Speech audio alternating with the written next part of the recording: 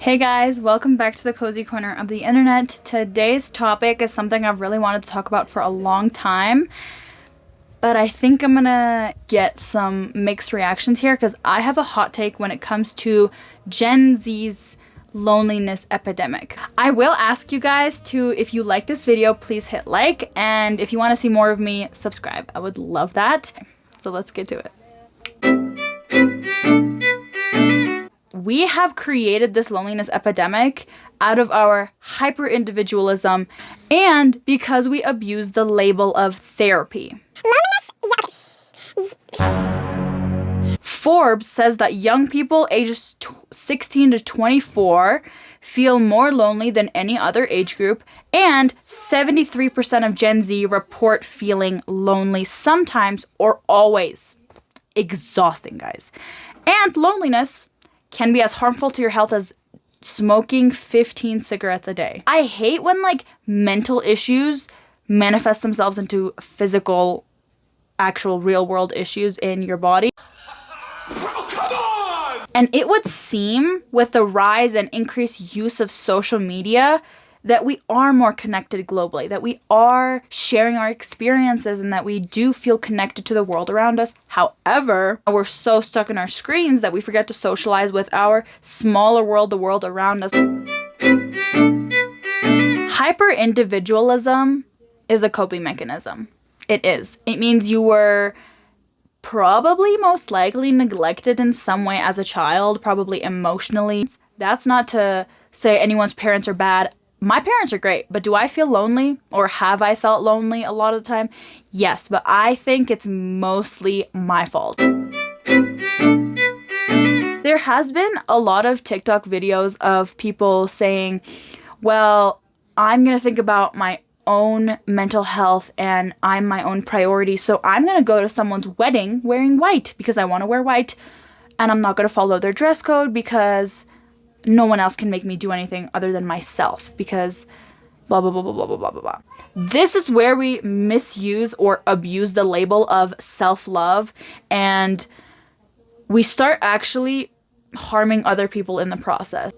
And other people on the internet, when you make TikTok videos like that, are obviously going to be so supportive, and this creates such a disconnect because if you did this in real life or you saw someone else doing this in real life, you came to a wedding in dress code and everything, and then someone comes in wearing white, someone comes in not in dress code, you will say that's rude because it is rude. To have self-love, okay, is to also be aware that sometimes your actions can hurt others emotionally, physically, verbally, mentally. Let me introduce you to something called the social contract. Social contract, developed during the Enlightenment era, believed that we have government. I swear this connects. We have government to protect people's individual rights, but also we had to give up some of our non-essential rights to keep our essential rights. I have the right, I guess, in a non-governmental society to go punch anyone I want because it's my body, my choice. I can punch someone.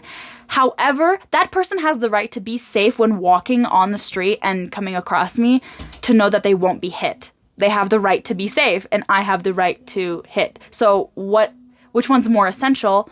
Obviously the right to be safe. So I have to give up my right to beat anyone else on the street. Not that I would ever do that or anything.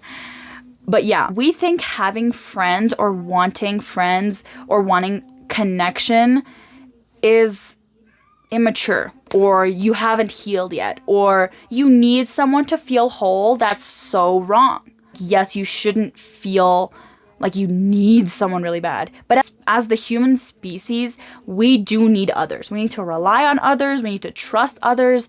And we need to open ourselves and be vulnerable so that we can have meaningful connections with others.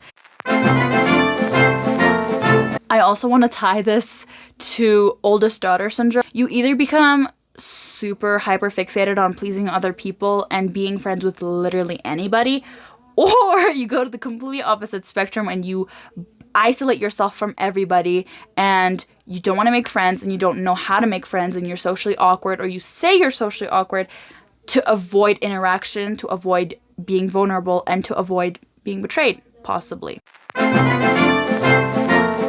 I don't know what I was thinking when I wrote this in my script, but I will say it. If a scientist never showed their findings, we wouldn't know 99% of what we know about the world around us today. So no DNA, no mold, no antibiotics, no viruses, not even healthcare-wise, just like how the world works, evolution.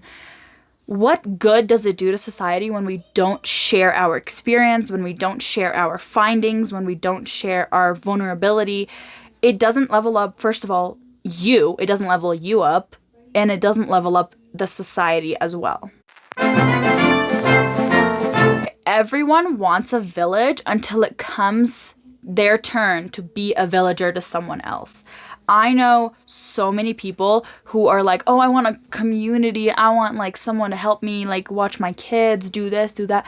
But they won't watch someone else's kids. They won't babysit. They won't, I don't know, they won't pick up their friend from the airport at 3 a.m. But you say you want a community. You say you want people who love and care about you. Then do that to others as well. So I have some little tips for, if you're feeling lonely. Mostly things do depend on you, and you can create a loop so you can knock one domino down and everything just keeps knocking itself down after that. Ask for help for little things. And if someone offers you to help, then don't say no. People want to feel useful. So if you let them help you, they will love that. And it makes them feel good about themselves too. So why not just let them help you? It doesn't mean you're incapable. It just means it's a community, okay? It's a community building process. Be considerate of the places that you're going and the people that you're interacting with and whether or not you are harming innocent lives. The last one is don't be afraid to reach out to old friends that you had a good time with, that you used to have a good time with, that you think you're still on the same like level, like you haven't outgrown them, and even if they have a little bit outgrown you, don't be afraid to reach out. Obviously, don't reach out to toxic people, your toxic ex, your toxic best friend. Don't do that.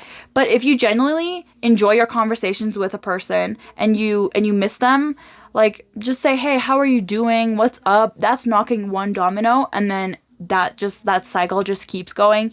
People will start saying happy birthday to you when it's your birthday. People will start noticing you and remembering you because you remember them. At least that's how the change should work.